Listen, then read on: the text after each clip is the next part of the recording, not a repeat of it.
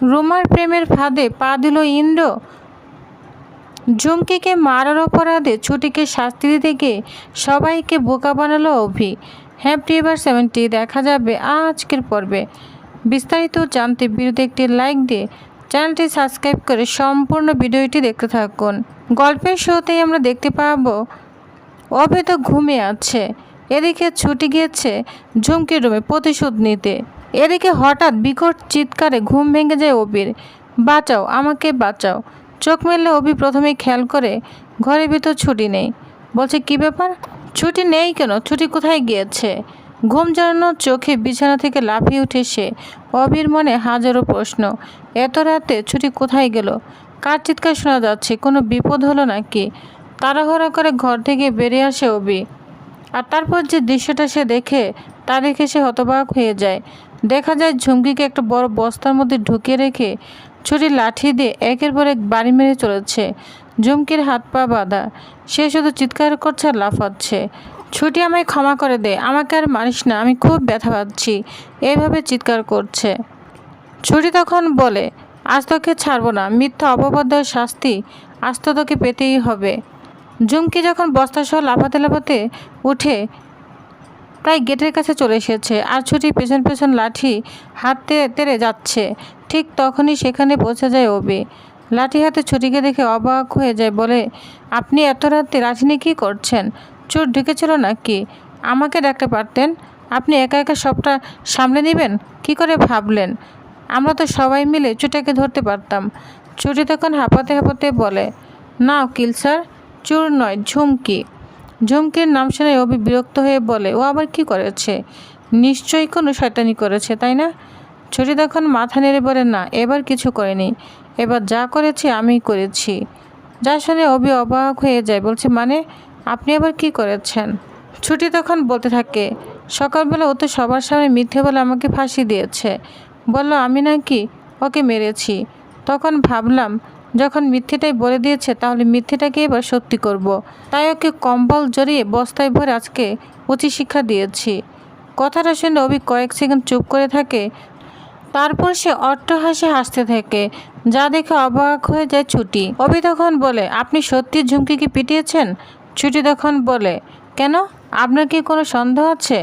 অভি তখন হাসতে হাসতে বলে না একদম নেই, জানেন তো খুব ভালো কাজ করেছেন, এতদিন আমি যা পারিনি আপনি সেটাই করেছেন। এটা বলে অভি অট্টহাসি হাসতে থাকে, তার হাসি যেন আর ফিরে না। অন্যদিকে দেখা যায় গেটের বাইরে দাঁড়িয়ে ঝুমকি চোখ রাগে লাল হয়ে গিয়েছে। সে দাঁতে দাঁত চেপে বলে ছুটি আজকে আমাকে মারলি তো আমি এটা কখনোই ভুলবো না। আজ থেকে আমার জীবনে একটাই লক্ষ্য, তোকে শেষ করে দেওয়া। এই অপমানের বদলা আমি নিয়েই ছাড়বো। ঝুমকির চোখে তখন শুধু প্রতিশোধের আগুন। এদিকে ঘরে ফিরে অভি ছুটিকে বলে একটা কথা বলি, যদি বাড়ি কেউ এই কাণ্ডটা দেখে ফেলতো তাহলে কি হতো? তাহলে তো ভীষণ ঝামেলা হতো। ছুটি কিছুক্ষণ চুপ করে থেকে বলে আমার বাবা ছোটোবেলা থেকে একটা কথাই শিখিয়েছে, অন্যায় যে করে অন্যায় যে সহে দুজনেই সমান অপরাধী। সকালে ও আমাকে সবার সামনে অপমান করেছে, মিথ্যা অপবাদ দিয়েছে। আমি চুপ করে থাকলে সেটাকে অন্যায় করা হবে, অন্যায়কে প্রশ্রয় দেওয়া হবে। হ্যাঁ আমি জানি কাজটা করা আমার ঠিক হয়নি, কিন্তু আপনি যদি আমাকে এর জন্য শাস্তি দিতে চান আমি মাথা পেতে নিব।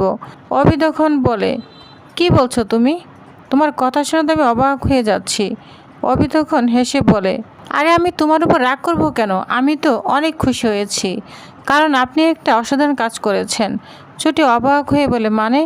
অভি তখন বলে আপনি জানেন না আমি কতবার ভেবেছি ঝুমকিকে উচিত শিক্ষা দিব, কিন্তু ও একটা মেয়ে তাই কিছু বলতে পারিনি।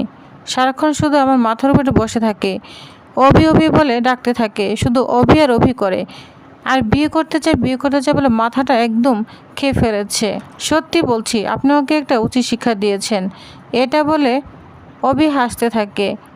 এদিকে অভির হাসা দেখে ছুটি অবাক হয়ে যায়। এদিকে দেখা যায় সকালে ঈশা দৌড়ে এসে অভির ঘরের সামনে জোরে দরজা ধাক্কাতে থাকে। অভি তো ভয় পেয়ে যায়। এদিকে ছুটি ঘুমিয়ে রয়েছে। অভি তখন বলে কিভাবে দরজা খুলবো, দরজা খুললেই তো ছুটিকে দেখতে পাবে। তখন অভি বলে কি হয়েছে এত সকালে? ঈশা তখন বলে থাকে নিচে চল, সবাই তাকে ডাকছে, ঠাম্মি ডাকছে। অভি তখন বলে তুই যা আমি আসছি। কারণ অভি চাদর মুড়ে দিয়ে আসছে যাতে এসা ভিতরে কিচ্ছু দেখতে না পায় যে ছুটির নিচে শুয়ে রয়েছে। এদিকে এসা অভির কোনো কথাই শুনছে না, বলছে না তোকে এক্ষুনি আমার সঙ্গে যেতে হবে। অভিকে একদম জোর করে নিচে নিয়ে যায় আর তখন দরজাটা একেবারে জোরে ধাক্কা দেয়, মিলে যায় দরজাটা। এদিকে দেখা যায় ইন্দ্র খুব ভালো করেই জানে যে প্রতিদিন সকালে ওই পার্কে ওয়ার্কআউট করতে আসে রুমা, তাই আজ সে নিজেকে ফিটনেসগুলো প্রমাণ করার মিশন নেমেছে। মনে মনে বলছে আজকে একে ইমপ্রেশন করতেই হবে, যা দেখে রুমা যেন মুগ্ধ হয়ে যায়। রুমা তখনও আসেনি। ইন্দ্র ভাবছে একটু ওয়ার্কআউট করে নেই, কিন্তু ওয়ার্কআউট করতে গিয়ে সর্বনাশ, দুবার লাফ দিতে সে হাঁপিয়ে যায়, 5 বার স্ট্রেচ করতেই কোমরে টান পড়ে যায়, তবু সে হাল ছাড়ছে না। ঠিক তখনই পার্কের গেট দিয়ে ঢুকে রুমা। রুমাকে দেখে ইন্দ্রের শরীর যেন একদম বিদ্যুৎ খেলে গেল, আর সে জোরে জোরে পুশ আপ দেওয়ার চেষ্টা করছে, দৌড়াচ্ছে, লাফাচ্ছে, হাত ঘোরাচ্ছে, আর নিজের মনে ভাবছে আজকে না হলে আর কখনোই হবে না। পরের মুহূর্তে সে ধপাস হয়ে পড়ে যায়, মুখ থুবড়ে মাটিতে পড়ে যায় ইন্দ্র। তখন রুমা ছিটে এসে বলে, আপনি ঠিক আছেন? আমার তো মনে হচ্ছে আপনি রোজ ওয়ার্কআউট করেন না। ইন্দ্র ব্যথায় কাটালো তার মুখে হাসি রেখে বলে, না না, আমি তো রোজই ওয়ার্কআউট করি, আজকে না আমার পাটা মনে হয় একটু স্লিপ হয়ে গিয়েছে। রুমা তখন মনে মনে বলে, ক্যাবলাজনকে দেখে বোঝা যাচ্ছে জীবনে কখনোই ব্যায়াম করেনি, শুধু বোকা বোকা ডায়লগ দিচ্ছে। রুমা তখন বলে, চলুন একটু বসি। ইন্দ্র বলে, না না, আমার কিচ্ছু হয়নি, কিন্তু মনে মনে সে অনেক ভেঙে গিয়েছে। দুজনে পাশাপাশি বসতে রুমা আসল খেলাটা শুরু করে। সে বলে, আপনারা তো অনেক বড় বড় কেস তোলেন তাই না? ইন্দ্র তখন বুক ফুলে বলে, হ্যাঁ অবশ্যই, প্রচুর কেস তোলি আমরা। রুমা তখন ধীরে ধীরে তার কথার মোড় ঘুরিয়ে দেয়, বলছে, দেবদত্ত রায়চৌধুরীর কেসটার কথা শুনেছি, ওই কেসটা কি আপনারা দেখছেন? কথাটা শুনে ইন্দ্র চমকে যায়, বলছে, আপনি কেসটার কথা জানেন কিভাবে? রুমা তখন যা শুনে চমকে যায়, তখন অভিনয় করে বলে, অভিমন্যু রায়চৌধুরী নাম শুনেছিলাম, তাই কৌতূহল হলো। আসল খুনি কি ধরা পড়েছে? কেসটা কি এগিয়েছে? একটা পর একটা রুমা প্রশ্ন করতে থাকে। ইন্দ্র এবার একটু অবাক হয়ে বলে, সে বলল, আপনি কেস নিয়ে তো আগ্রহী কেন? এমনভাবে প্রশ্ন করছেন যেন সব কিছুই জানেন। রুমা তখন অবাক হয়ে যায়, বলছে, বোকাটা না বুদ্ধি বেড়েছে। তখন রুমা নিজেকে সামনে নিয়ে বলে, না না, এমনি জানতে ইচ্ছে করছিল। ইন্দ্র বলল, যদি ছুটির ব্যাপার সত্যি নির্দোষ হয় তাহলে আসল অপরাধীকে ধরা পড়তেই হবে। যা শুনে রুমা ভয় পেতে থাকে, কারণ সে সত্যিটা কি সে নিজেই জানে। আর মনে মনে বলতে থাকে, না না, ইন্দ্রকে সত্যিটা জানতে দেওয়া যাবে না, আমি ধরা পড়ে গেলে সব শেষ। আসল খুনি যে আমি, এটা কখনোই জানানো যাবে না। রুমা তখন ইন্দ্রের সঙ্গে আবারও অভিনয় শুরু করে। সে ইন্দ্রের হাতটা ধরে ফেলে। ইন্দ্র তো একেবারেই জমে যায়। রুমা তখন নরম নরম আলতো সুরে বলে, আপনি কি চান না আমরা প্রতিদিন দেখা করি? আপনি কি চান না আমি সবসময় আপনার সামনেই থাকি? ইন্দ্র যা শুনে আরও অবাক হয়ে যায় আর মনে মনে অনেক খুশি হতে থাকে। সে লজ্জা পেয়ে বলে, হ্যাঁ অবশ্যই চাই, আমি চাই প্রতিদিন আপনাকে দেখতে। রুমা তখন মনে মনে হাসে আর বলে, এইভাবে ইন্দ্রকে নিজের কাছে রাখতে হবে, ওর কাছ থেকে জানতে হবে তদন্ত কতদূর এগিয়েছে। অন্যদিকে দেখা যায় ঠাম্মি এখনও ঝুমকির ঘটনার মন থেকে ভুলতে পারছে না।